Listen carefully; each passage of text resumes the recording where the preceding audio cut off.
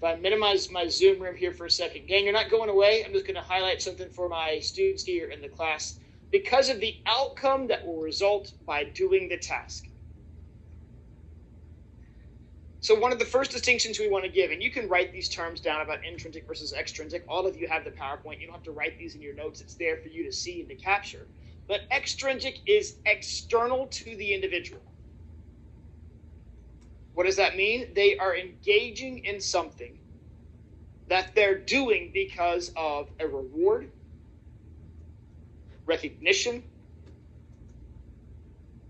the outcome of the process that they're engaging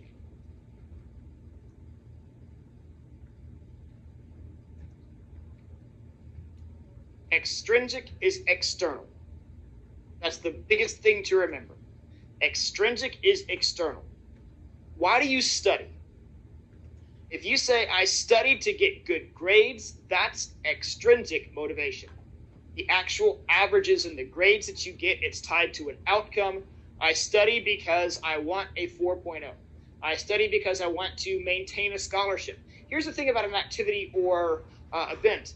You can have motivation extrinsically to earn something. You can also have extrinsic motivation because you are afraid of something being taken away.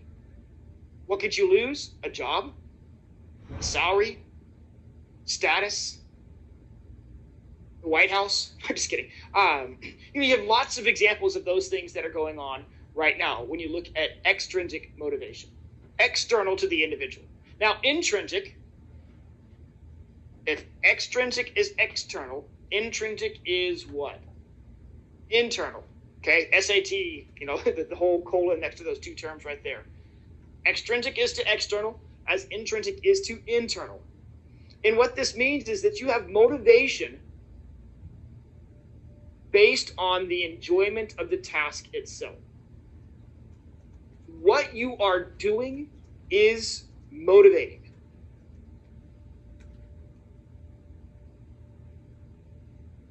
What you are doing is motivation, not what you get because you're doing something, but it's the enjoyment, the intrinsic, the internal satisfaction out of engaging in your favorite book. Do you guys remember having to do reading club when you were in elementary school? You have to read X number of books. There are pages, and you always were competing, and you had to say how many pages is such and such read, and who's winning. If you look at all the reading logs and the catalogs and the prize and the toy chest, all of that sort of stuff, that's extrinsic. If you enjoy reading in and of itself, and enjoy just sitting down into that book, that's intrinsic. You're not doing it to be recognized. You're not doing it to be rewarded. You're not doing it for any other reasons except for the fact that you like it. The activity itself. And you can look at all those aspects. Growth, curiosity, passion. Passion certainly fits in with the GT mold. Things that we find and develop purpose out of.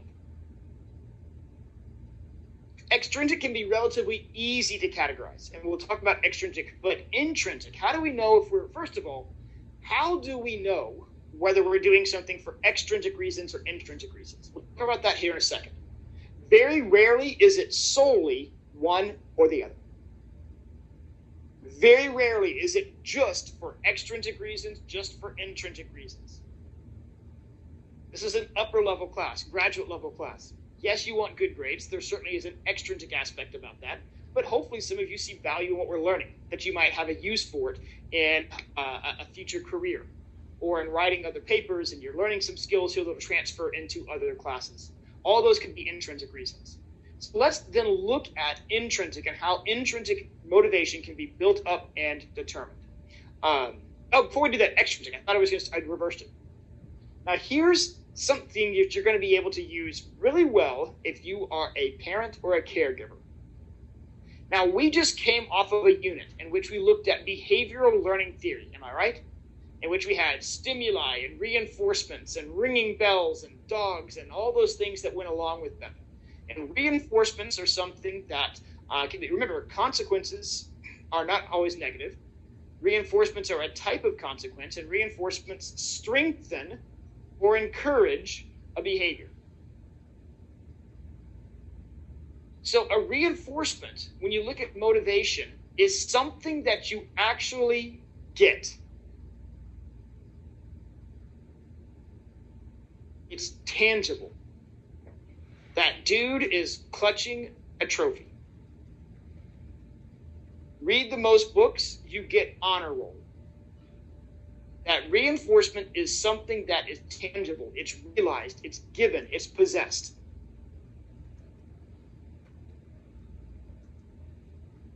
The unique thing, though, about motivation, remember, it's a process that energizes, directs, and sustains behavior.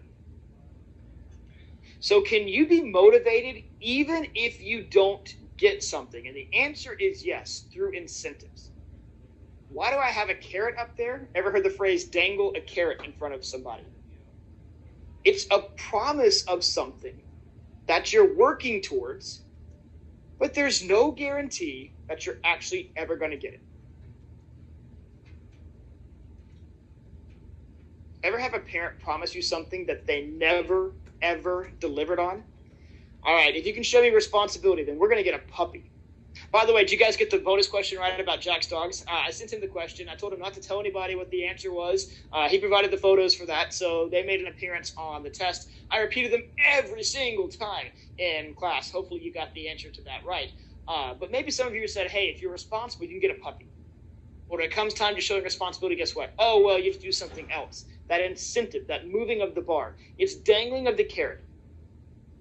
It's something that you can strive to achieve. It will keep motivation active, but it's not actually ever given to an individual.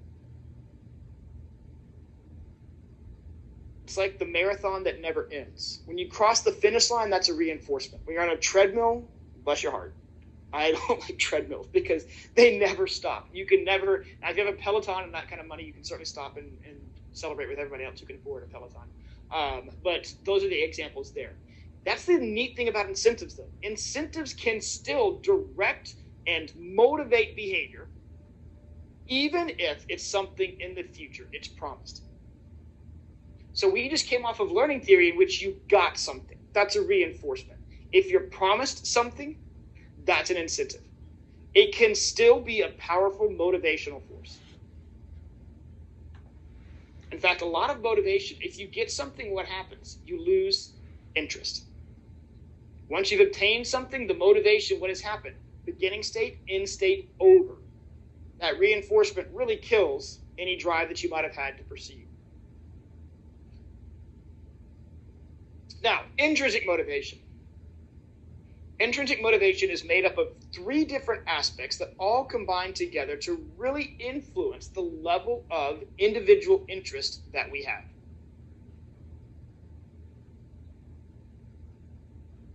Combine together to really influence the individual interests that we have.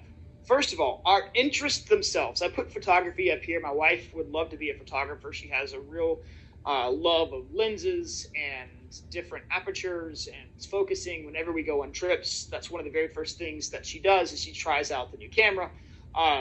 It's a hobby of hers. She has a really just love for photography. So we're going to define interest as, wait, I had a chat thing pop up here, chat to influence the what? Kirby, I don't know, can you unmute your microphone? What was the rest of that definition? To influence the... Which definition? Didn't you give intrinsic motivation definition for interest? No, not yet. No, I'm just going to... no, interests are, and I'll give you, here's the definition of interests. It's a state of curiosity about something. It's a general state of curiosity about something. Could be an activity, could be a hobby, could be an individual. A general state of curiosity. Now, if you went back to intrinsic and some of those definitions there, you saw that passion and curiosity were one of the things that were listed there. Things that we have individual interest in pursuing, knowing more about. Hobbies, activities. Some of you have a real interest in video games. Any video game players out there can sit and play video games. We have one right there. Okay, Xbox, something is coming out, and there's a PS5 or 6. The numbers keep getting higher. The letters keep getting more sophisticated. The consoles keep getting more expensive. But the interest in those aspects. Now, we're going to talk about interests later on, whether interests are what we call stable or environmental. We'll talk about that later. But the main thing about interests is that they are specific to an individual. When you look at intrinsic motivation, sometimes I try to give a lot of different examples here in class. I typically rail on cats, exemplified dogs. But if I were to describe something that all of you would have an interest in, it might be difficult. I could use Aggie football, but some of you don't watch football. I could use superheroes, because I know we have a superhero fan over here, but some of you haven't seen the Marvel Cinematic Universe, or know what MCU is versus CPU and those type things. It's hard to find interests that everyone can align with. And we'll look at that and its difficulty it presents here in one of our future lectures. But interest is the state of curiosity. The more interested in something that you are, the higher your intrinsic motivation. If it aligns with something you're curious, passionate about, the higher your intrinsic motivation for engaging in that task. Directing, energizing, and maintaining behavior, higher the interests, higher the intrinsic motivation. Okay, the second thing, self-determination. This is a critical factor. It relates to a term called autonomy. Autonomy is equated with independence. And it's the feeling, it's the affective feeling that we're doing something because we have chosen to, not because we are required to. The affective feeling, the emotional feeling that we're doing something because we chose it, rather than it was chosen for us, or assigned to us, or required, or directed. Sometimes we have to do things that parents say, professors say, employers say. What is your motivation or mood when you go about that task? It might be pretty low. Why? Because you're doing it because someone told you to. We don't respond well to the why, because I said so type explanation. We don't try to use that at my house that much. Sometimes it's necessary, but because I said so, if that's the reason you're given for why you have to clean up your room. Now, mind you, finding intrinsic interest to make kids want to clean up the room is impossible. Usually it has to be rewarded or incentivized in some way. But that's what self-determination is. Do you feel like you're doing this because you want to? One of the things I'm excited about December is I get to read again. I was the type of kid, and I think I even alluded to this in some of your reaction papers. If I was assigned a book, I did not read it because reading was fun. And if it became a work or assignment, I would not read it. And I missed out on so many different good novels, like Rebecca, which they just turned into a Netflix show. And you think of Daphne du Maurier and all of the Grapes of Wrath and those books that I missed out because someone assigned it to. That's where self-determination comes in. Intrinsic motivation increases when we feel like we have greater control over the situation, greater independence, autonomy. The more that we feel like we're doing it because we want to, that impacts our intrinsic motivation. The higher the feelings of self-determination, individual engagement, the higher the intrinsic motivation. And finally, optimal experiences. What this refers to is the actual level of engagement and enjoyment of the task itself. The actual levels of engagement and enjoyment of the task itself. We're playing basketball today. We will. I promise you. It's going to happen. Now, some of you are like, bring it on. Okay, I played basketball all the way through. I could play basketball pickup games. And that's some of you are like, oh, please don't pick me. And so when you look at the optimal experiences, it's going to be a random selection today of who gets to play basketball. We'll see how that turns out. Some of you are going to be mortified that you're going to be playing up here in a second. But optimal experience, the engagement and the enjoyment of a task. Have you ever felt yourself just lost in a task? Maybe it's a good book. Maybe it's a hobby. Crocheting, I know, is something that relaxes a lot of students, and just needing cooking. Those type things that you can really do that you feel content about. Gamers might play for hours and not even realize what time has passed. You can engage in something and lose yourself in that task. That's what optimal experiences are. And the more optimized an experience is, it's no surprise, what do you think happens to intrinsic motivation? Okay, it goes up. So the greater interest we have in a task, the more that we feel like we're engaging in it because we choose to, and the actual enjoyment and entertainment that we get out of the task itself, all of those enhance intrinsic motivation, as accentuated by our train horn there in the background. Now, with regards to optimal experiences and intrinsic motivation, you don't have to write this quote down. I just like it. There's a theory of positive psychology. It's generated by a guy who actually is known in the creativity field. He talks about a lot of creativity, big C ideas, little C ideas. But look at this. Few things are sadder than encountering a person who knows exactly what they should do but cannot muster enough energy to do it. And so he has a theory of flow that looks at motivational states across different situations. Now, you've seen this paradigm before. In fact, this unit, we're going to have a 2x2 grid again. Two dimensions on either axis, and then 4 possible outcomes.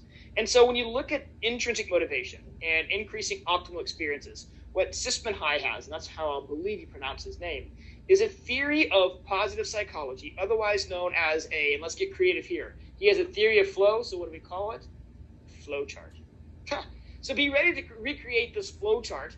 You're going to see this again, but I want you to kind of work through this here as we think about these different aspects. Now, what he talks about are 2 things that we have engaged with before. Perceived skills.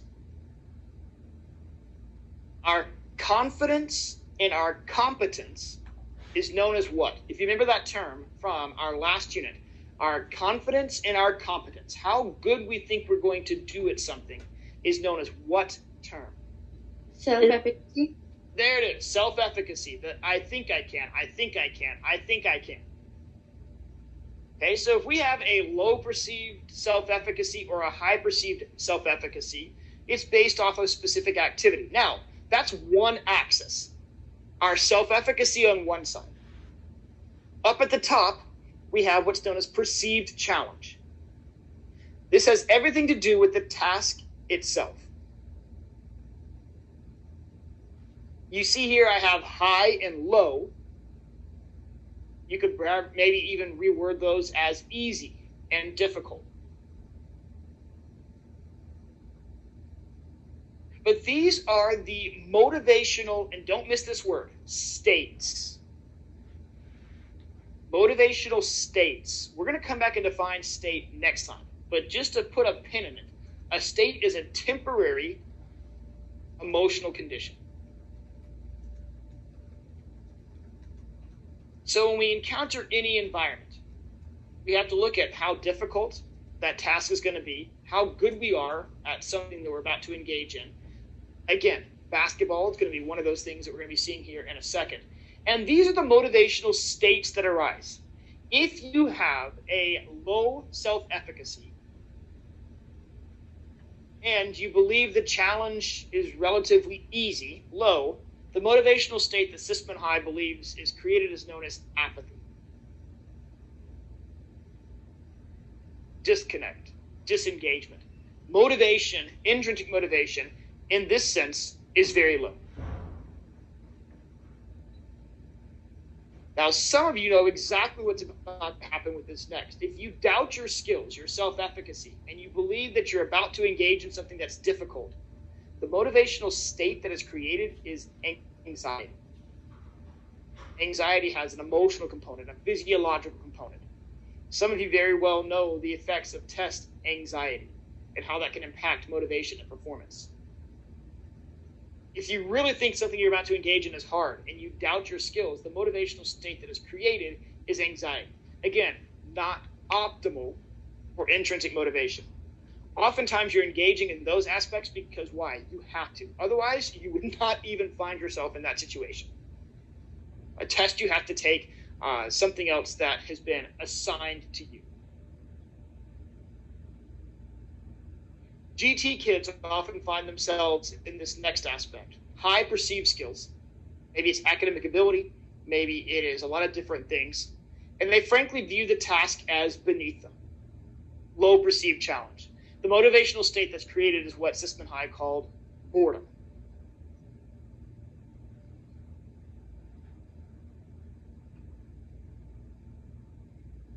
many of you can think of classes in which you are completely zoned out in.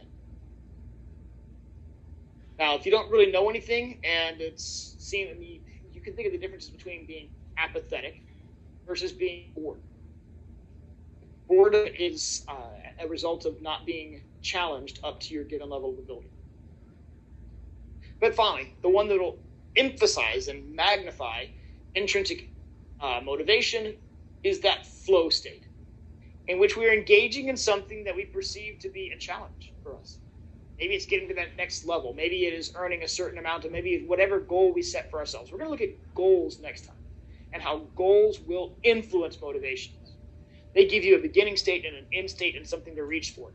Here you have this goal state of whatever it is you want to achieve. You think you're good at it, it's going to take you a while to work at it, and so therefore you are optimally engaged in the task. You approach it with purpose and with high motivation.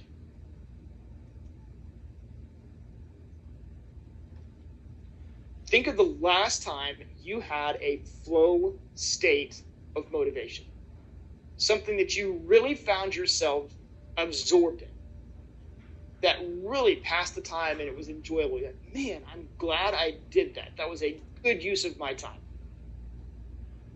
Something you felt rewarded for, but it wasn't having to do anything with what you got. It's how you felt when you finished it. That's what intrinsic motivation is. Now, here's a fancy term that has to do with where we place ourselves on a continuum. Locus of causality is basically an explanation that we give as to whether we're influenced for intrinsic reasons or extrinsic reasons. Explanations that we give as to whether we are influenced from a motivational standpoint, extrinsically or intrinsically. The whole notion of the locus of causality is that motivation is on a continuum. Where do you place yourself? If you can think of a pendulum or a scale or a weight, obviously we know that academics, there's a degree of extrinsic and there's hopefully a degree of intrinsic. I don't think you guys would have made it this far in college if you didn't have a degree of intrinsic motivation in succeeding, feeling successful, competent, graduating, those type things. Now, you can look at grades, you can look at scholarships, you can look at all of the metrics, cords you get to wear at graduation, those type things, outside observable things, grants and GA-ships and things that we use to measure metrics of success. But then we have that feel-good feeling when you guys get a feedback on a paper. Doesn't it feel good when someone says, wow, that was really well written? You know, you get that motivation that says, this is clicking. I can do well here. So intrinsic is determined by self. Extrinsic is determined by objects or others. And so where do you fit? If this was a marble, this plane cannot be 50-50. Where is it tilting? And ultimately, that determines what your locus of causality is. Locus of causality is the reason we give for acting. If you're honest and say, why did I engage with that? Was that something that I was motivated to do myself, or was I motivated for outside or other reasons? We're going to do the same thing. If we say it was due to outside reasons, let me get my point in. Outside reasons, that's extrinsic. Okay? Things are pointed out. If we say it's due to something that I wanted, that is intrinsic. Okay? Know that term. It's a very fancy way of saying, where does my motivation lie? Locus of causality. You can look, we're on slide 8 of 11 today, gang. We're going pretty quick. This is a good intro lecture. It's just one of my favorite lectures to actually cover. Not because we get to play basketball here in a second, but because it's just one of those things that I think naturally at this point in time of the semester, we all need some motivation, right? I mean, it's really that time in which it's tough. Things are starting to pile up. I know that my Zoom meeting calendar and inbox and to-do list has exponentially increased. I know that you guys are feeling the stress and the strain of that as well. Grading, and I was actually productive this weekend. I hope to get to y'all's reacts by Monday of next week. You're ahead of a couple of other projects, so I'll try to get through those quickly. But this next slide is going to be all about looking at the 4 different motivational approaches. So what we're doing here for motivation is what we spent 3 lectures doing for styles of learning. Remember, in styles of learning, we spent an entire day on behavioral approaches, an entire day on cognitive approaches, and an entire day on social approaches. Today, I'm not going to go into that, or for this unit, we're not going to go into that level of detail. We're going to hit the high points of what each one of these approaches conveys, and we're going to explore them deeply, because I'm not interested in going beyond extrinsic and intrinsic, because there's only so much you can teach about that, because it's individually determined. A lot of these are based on individual differences. Now, here's the main differences. In fact, if you were going to get a multiple choice question, these are critical differences. First of all, you can look at behavioral versus cognitive, where they study motivation from.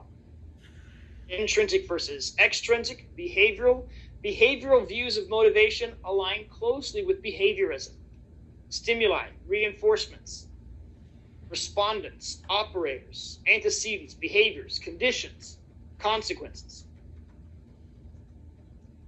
Now, I use this as an overview slide. We're going to dive into all of, don't think that everything that you need to know. We're going to spend one slide on each one of these aspects here. So let's look at behavioral learning first. Let's see, we'll go back.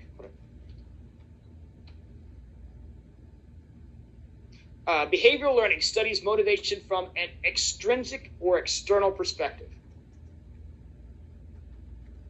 The behavioral approach emphasizes external rewards and punishments as the key to determining motivation. External rewards and punishments as the key to determining motivation.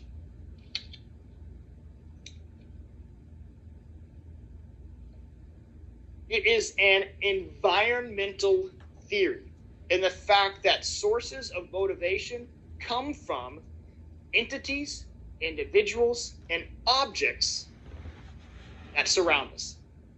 It looks at the environment. It's not a nature theory, it is a nurture theory in how individuals, entities, and objects in our surrounding environment can supply motivation.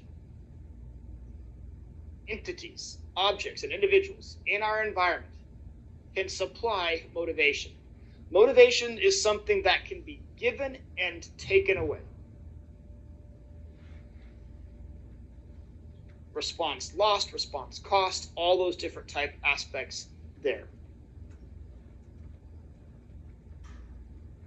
And again, behaviorists and the behavioral approach looks solely at motivation as a basis of what? The actions individuals engage in. Just like with learning, what is learned? A change in behavior. Behaviorism focuses on actions that occur as a result of motivation.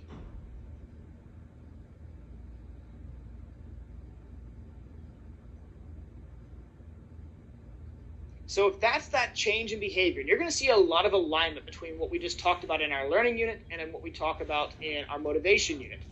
The one that aligns with this change in knowledge aspect is this one right here, cognitive theory, expectation versus value theory, looking at motivation from an intrinsic perspective. So let's look at one theory of motivation that kind of puts this in perspective. Now, cognitive theory as a whole focuses on internal thoughts that guide an individual's motivation. Internal thoughts that guide an individual's motivation cannot be seen. Now, the one thing that this theory tries to do is it still tries to quantify motivation. The hard criticism of cognition approaches versus behavioral approaches is that how do you know when learning occurs? You can't see it. We've gained knowledge, you can demonstrate knowledge, but you can't see knowledge. Behaviorism, same thing. How can you determine motivation? Well, it's the reason that someone acts. Will they act? Will they not act? Change in action. Here, when you look at cognitive approaches to motivation, they actually have a way in which they try to measure internal motivation. So they have a formula. You guys ready for the formula? Expectations times value equals motivation. It's on the screen. You can see it. No order of operations. There's no parentheses. There's no pretty please, my dear Aunt Sally, any of those different aspects here. Straightforward. One number times another number. Expectations of success. Expectations of success has everything to do with that term we talked about before, self-efficacy. As you can imagine, a lot of cognitive theory focuses on intrinsic motivation. If it's internal and something that we rationalize and think about in the thought processes, it is individual and internal in nature. So therefore, if you go back to that flow chart that we just looked at, and we looked at that flow experience as a result of challenge and difficulty, this is a way of kind of conveying that in mathematical form. Expectations, efficacy. Value, the importance of succeeding at a given task. The importance of succeeding at a given task. So the notion of this formula is it's multiplicative in nature. So if you had 100% motivation, what that means is expectations could be on a scale of 0 to 10. Value could be on a scale of 0 to 10. Motivation is maximized when both expectations of success and value of achieving a goal are both high. 10 times 10, last time I checked, was 100. Now, what is 0 times 8? Some of you are having to think about that for a second. The people in class got a Zoom room. What is 0 times 8? Zero. There it is, 0. Here's the other aspect of this motivational theory. That if either one of these aspects is 0, if there is no motivation, it doesn't matter how much expectations we have for success. It doesn't matter how much value we place on getting or earning or doing whatever it is. Motivation will be 0. So what's the best way to maximize motivation? Increase both of them. So I've got a question for you guys today. Was there anybody in class who was born in the month of March? March. Don't make me go to Howdy. I can look. March. Hold on. We have a ding right here. All right. March. Wait. Okay. I'll stop that. Let's see. March. Alec, you were born in March? Yes. Sweet. Okay. Actually, everyone in our Zoom rooms, turn on your cameras. This is where we're at the participatory aspect here. All right. So, Alec, I'm going to have you participate now. Alec, do you have a spherical object in or around your room that you could use? I see a trash can over there in the corner. I've also got a smaller trash can. All right. So I want you to work on that. So you're going to be playing basketball in your bedroom. So I need you to work on like some scratch paper, printer paper, something like that. All right. So there's nobody in here born in the month of March. How many people have a birthday in the month of November? Anyone here have a birthday in November? Do we really? We have perfect. All right. We've got our 3 basketball players here today. So if I have you guys come on down now. So Alec, you're playing for the Zoom room. All right. It's like 1-on-3. Now I know you're kind of tall. Maybe did you play basketball when you were like in school? No. No, not at all. You're laughing because it's like not my sport. You're gonna pick something else. Now, if everyone else could kind of come on down, we got Megan, right? So we've got Katie and we've got Jack who are gonna be playing for our. Now I'm gonna ask you guys a series of questions. Alec, get ready. Now here's the questions. I'm gonna do a different share. We're gonna kind of look at where their motivations are at.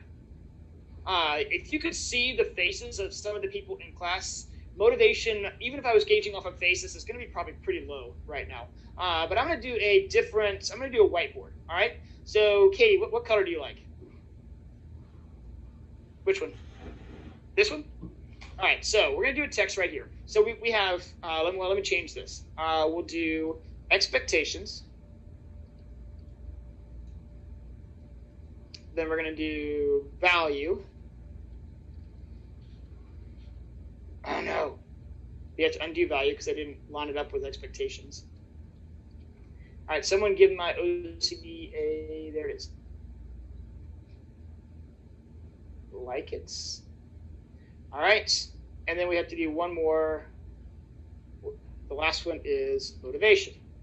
Now, if we're going to categorize their motivation, I'm going to ask each one of these individuals what their expectations of success are. Now, here's going to be your task. Alec, you probably can't see this. You're going to have to create your own shot in your bedroom. For everyone else, I have this basketball goal right here, and I have these different letters. Okay, we have different letters that go back. I'm going to give you this is interesting, it's based off grades, A, B, C, D, E, and then there's a 100-point shot all the way back there because it's the 100 section. Let me just ask you this, Katie. If I stood you at letter C, if you want to stand up and actually, Katie, Megan, Jack, come on up here, just to kind of look. If I stood you at letter C and gave you one shot, what is your expectation of success of making that shot? 0 to 10, same thing. 0 to 10, expectation of making that shot. An 8. All right. Oh, wait, hold on. OCD. There we go. Okay. So, we're going to place Katie's motivation of, now, how much, so, actually, that's probably too close. I like it right there. I'm going to put you at E. So, forget C. That's too close. E. Expectation of success shooting from E, because E starts with expectation starts with E. 2. All right, so we moved her back. Maybe we'll just do D. All right, we'll do D. All right, so D, a 6. Wow, interesting. Okay, Jack, same question. Expectation of success of shooting from, and well, Jack, what color do you like? Blue. All right, Jack's going to be blue. All right, we got to get this here. All right, expectation, Jack, of success. I don't know if you played basketball before, but shooting from letter D. What do you think? How do you think you're going to make it if you shot from letter D? Scale of 0 to 10. What number? 0 to 10. 5. Fair enough. All right. Same thing, Megan, same question. Did you ever play basketball? You did. Nice. All right, so we got a ringer here. Put you over there at D. That's maybe about free throw distance, maybe a little bit shorter. Expectation of success. All right, 6. What color do you want? Green. Okay. Now, same question. Now, Alec, how far away are you from your trash can? I'd say probably like 6.5 feet, maybe. All right, 6.5 feet. So if you just stayed seated right now and tried to make it into that trash can, what is your expectation of being able to make that shot? I'd say like a 7. It's kind of in a corner, so I think I could. It would bounce. Oh, you okay? Using the angles. I'm gonna put you in maroon. All right. Thank you. There it is. A 7. Now, same question since we've already got you piped in here. How much is it important for you to make that shot right now? Same scale, 0 to 10. How important? You got people watching you. I mean, there's other aspects there. People going to see you take this shot here in a second. How important is it for you to make that shot? I'd say probably like a 10, yeah, maybe 9 or 10. All right, it's 9 or 10. All right, well, give me one. So we'll just say 9.5. We're going to challenge myself mathematically. Someone get your calculator out. I think that's what, 66.5? I think that's right. We'll see. All right, so Megan, same question for you. Value in making that shot. No, I mean, from a stand.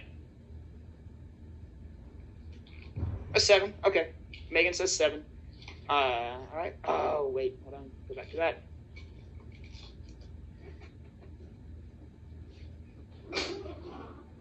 So, Jack, same question. How important is it for you to make that basketball shot? Same scale, 0 to 10. What number?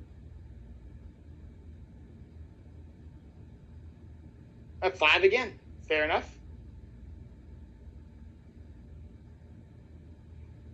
Now, mind you, some of you from a flow experience have started to become bored of this because you're not getting to play. All right. So, Katie, value. How important? What number?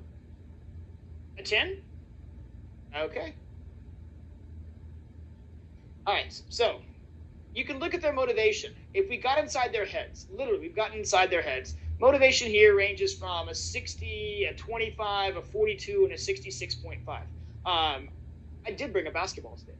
So we're about to take shots and see how they do. Not those kind of shots. But we're about to take these shots. All right, here we go. Let's shoot. Who wants to go first? Katie, you're up there first. Katie, I'm going to have you go first. We've got the thing right here. Set up. Here's the ball. All of you guys can see it. So, Katie, I'm going to make you stand at D. All right. Here we go. One shot.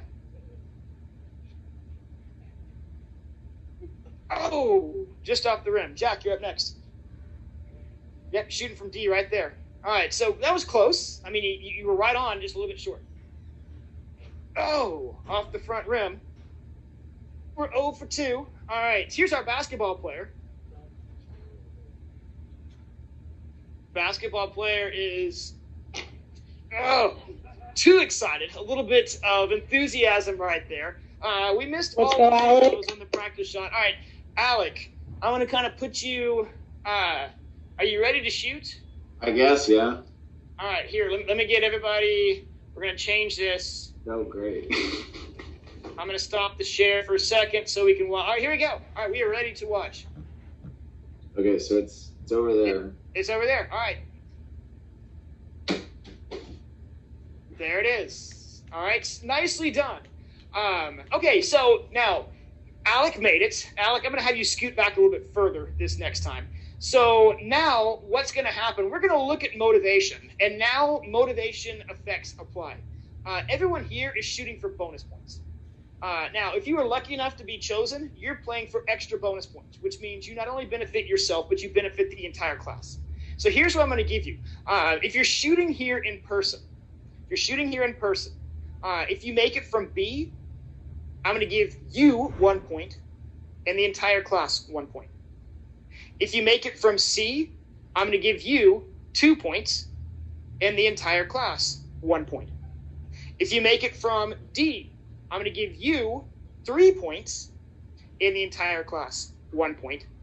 However, if you get back here and make it from E, I'm going to give all of you 5 points. So, now, do I have your interest now? Because all of a sudden, your bonus points, oh my gosh, if they all three made it from here, that's 15 bonus points this semester. 15 bonus, that's 2% of your semester grade. If they all stepped up here and made it from our, what I call our E-point shot, 3-point shot right here, okay? Now, you can take a guaranteed, perhaps, I don't know, your foot's got to be on the letter if you want to kind of do like that.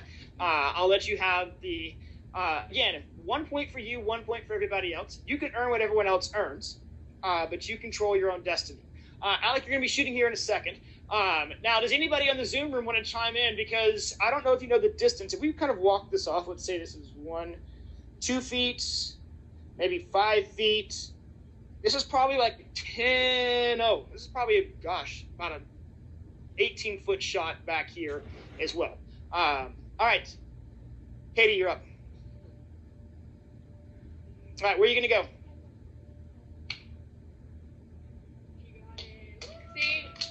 All right, now we have people clapping. We need it. All right, so we got everyone excited. Remember, this is 1 for you, 1 for everyone else, 2 for you, 1 for everyone else, 3 for you. So there's a little bit of individual motivational factors here. You can benefit more than the class can because you got picked. So you can get the points, but which way are you going to do? Now, first of all, before we do this, has your value attached with making this basketball gone up? Do you care about what they get? All of a sudden now, many of you who were zoomed out literally are all of a sudden caring greatly about people you've never interacted with before in your life, okay? They sit over there in that quadrant. Many of you are in this quadrant, haven't really interacted with them. All right, so here we go. I think what I've demonstrated is that motivation certainly can be individually determined by expectation of success. You just took a shot. Many of you came close, except for Megan. Alec actually made it. So now you actually, I think, just put too much oomph into it. You know how to adjust. All right, 1 shot. Here you go. Where are you going to shoot from? Oh, you already had your practice. It is weird. It's a Nerf. It's literally a Nerf ball. All right, she's going for a 5-point shot. This is 5 points. What? Foot's got to stay. Yeah, you have to be. Yeah.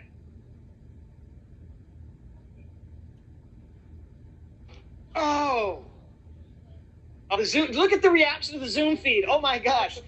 Kirby, your hands went on your head right when she shot that. That was off the back rim right there. Jack, you're shooting next. Where are you going to shoot from? Which letter? All right, he's going for 3 for himself. I'll make it 2 for everybody else. Okay, 3 for 2. This is for 2 points. You got to be on the letter D. You got to be feet on the D. Feet on the D. All right, here we go. Oh, close. So, who's all right? It's Flanagan. Here we go. Where are you shooting from?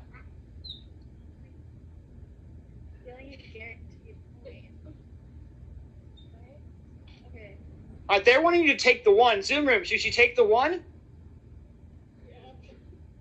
All right. But don't sell yourself short. You play basketball. Not this guy. All right. Where do you want to shoot from? But you can benefit. The further back it goes, the more it benefits you. It's 1 for them, but 2 for you, 3 for you. Okay. All right. As long as 1 foot stays on that letter. There it is. All right, we have 1 point. Alec, same type thing. Where are you? Hold on. You got to speak up. We got to be able to see you. I've moved my trash can out into the hallway. There it is. Okay, I love it. All right. So now I'll let you kind of scoot your chair up. If you want to do a 1 point shot, 2 point for you, 3 point for you, I'll go ahead and say that that's a 3 point for you shot. 1 point for everybody else if you want to engage in that. Okay, and what was the other one? What's the other option? So you can move. So if you stay right there, that's 3 points for you, 1 point for everybody else. If you want to move up to the doorway, that's 1 for you, 1 for everybody else. Halfway in between is 2 for you, 1 for everybody else. I'll just do it here. I think I can. I mean, why not? It's 3 for you. Okay. Oh. It went down the stairwell. All right, so everyone's got a point, but what you didn't expect is that you have the little recognized Steph Curry, which is me. I'm going to shoot for 5 points for everybody back there from the E-point shot. So here we go. I have made this 4 out of the last 5 semesters. So we will see what happens here.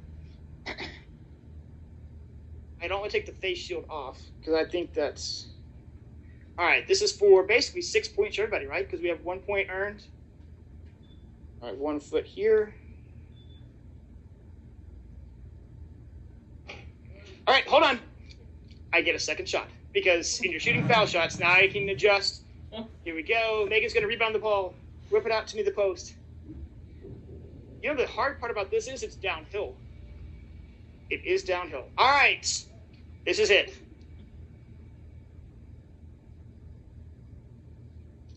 Oh! 1 more shot. Possibly. All right. Eugene with the assist. There it is. Okay. Oh! Give it to me again. I know. 4th time's a charm. 4th time's a charm. All right. Here we go. I need some applause. All right, here we go. There it is. I think that's what was missing. All right. 5th time the charm for 5 points. It's 10 points. You guys are driving a hard bargain. I have to make this. You realize this. There it is. All right. So 6 points for everybody here today. You're going to get it regardless, no matter what happened. But anyway, so Megan and Alec, or Katie and Jack can go back to their desks. That's how motivation. You can figure out individual factors of motivation. Now, first of all, I need to go ahead and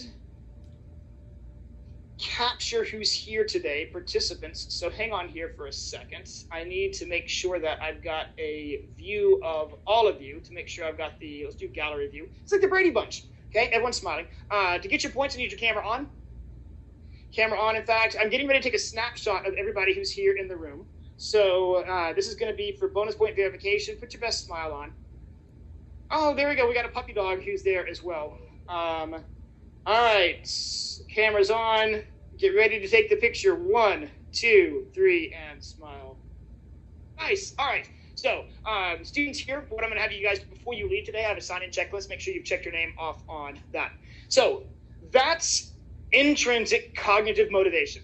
Expectation times value theory. So 6 points for everybody just for showing up to lecture and seeing my awesome basketball. Let me do a Larry Bird type over the... Oh, that was almost good. We can stay and play here later on. Now, conformity experiment. One of the things that you will see with regards to motivation has everything to do with what was one of the things we talked about with intrinsic motivation. We had interests, we had optimal experiences, and then we had what? Self-determination. The opposite of self-determination is conformity. Now, conformity is a different type of motivation. It's motivation that comes from what? Outside individuals. Outside influences. Conformity are motivational pressures to act in a certain way or in accordance with others. Motivational pressures to act in a certain way or in accordance with what others want you to do.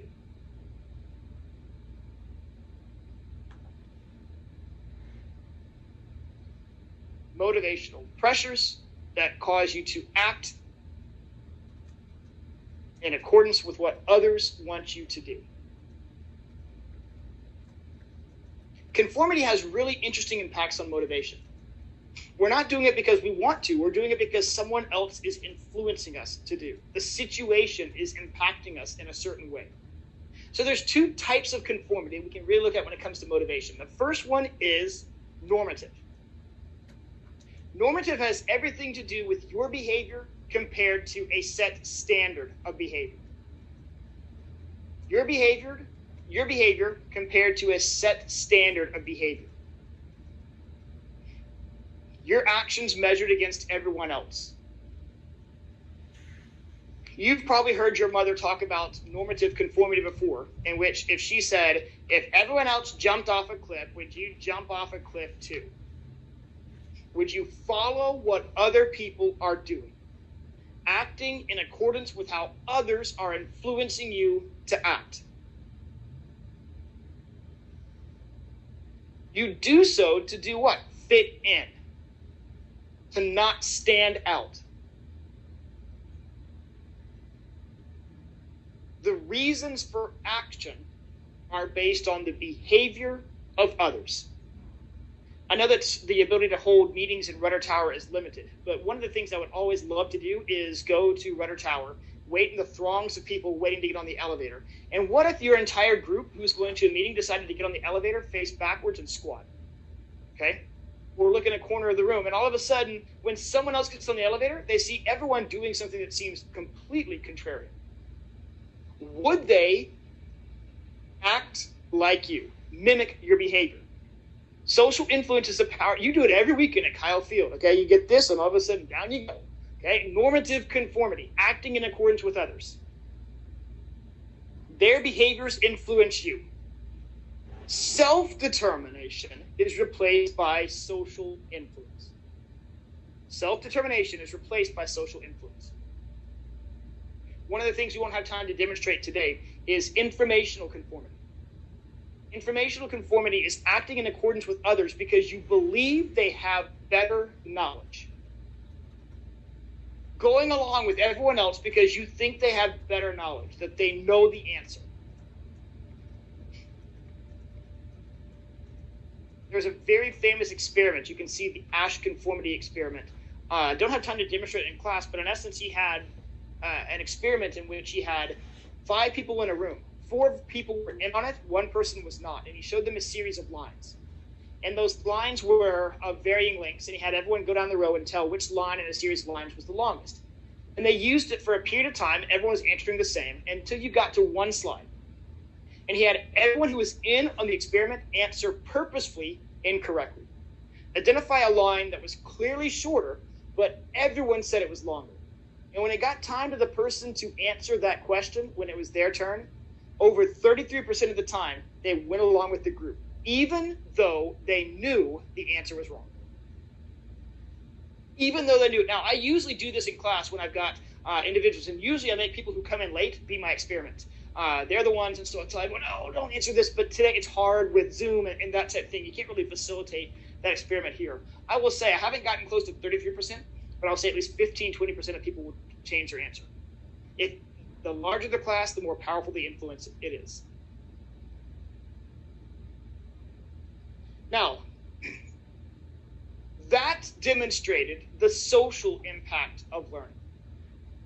So before we get to this aspect right here, why do we talk about conformity experiments and types of conformity? That's a type of social motivation. It's a mix of intrinsic and extrinsic influences that determine motivation. It's a mix of intrinsic and extrinsic processes that determine motivation. One of the key aspects of social motivation is something we call relatedness. Relatedness. Relatedness is the social component. It's our motivation to be connected to other individuals. Our motivation to be connected to other individuals.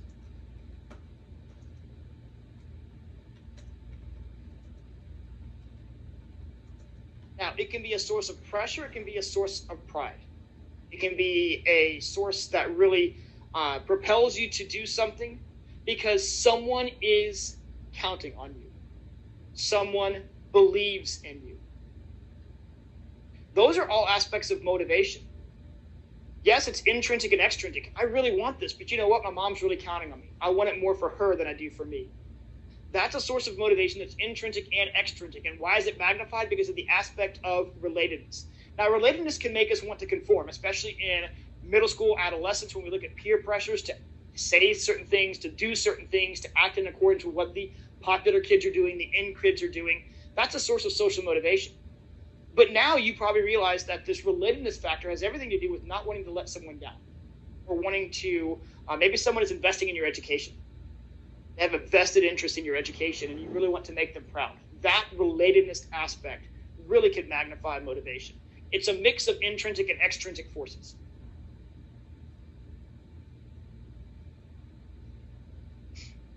It really adds the personal value. Now, last slide for today. Hierarchy of needs. You've probably seen this if you've taken a sociology class, Sociology 107, anything else like that. Humanistic approach to motivation takes a completely different view. So far, we just followed the example of behavioral, cognitive, and social learning and put them into a force of motivation. Humanistic is a lateral thinking perspective.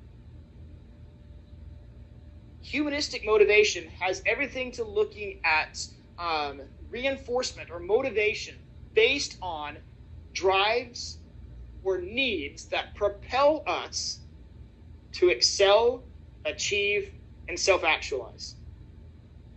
Motivation is a function of innate human needs that drive us to achieve, excel, and self-actualize. Achieve, excel, and self-actualize. Here's the humanistic view. It believes that motivation is more than just external rewards. It's more than someone's cognitive conceptualization of their ability and performance. It is a higher order incentive. It's something that we're born with. It's societally ingrained. It reflects a series and a function of needs that we need or want to fulfill through our action. It's not about rewards and punishments. It's not about cognitive rationalizations. It's about a series of need fulfillment based processes. And so one of the most popular humanistic theories is Maslow's hierarchy of needs. He's got these layers of needs.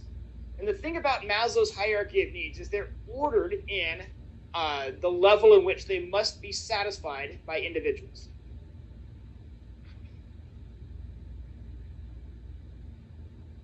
At the very bottom, he's got physiological needs. Physiological needs are those things that we have to satisfy their basic biological needs for survival. So from a societal standpoint, if you don't have what you see here, food, rest, water, basic essentials, you're not going to have any other motivational needs except for doing what? Satisfying those most basic of needs, desires, and urges.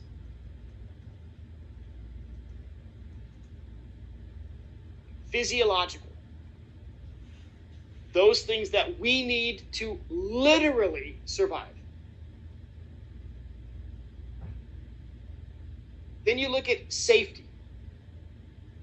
Those needs that will not only guarantee our survival because they meet our basic biological needs, but ensure our survival because they provide shelter, protection.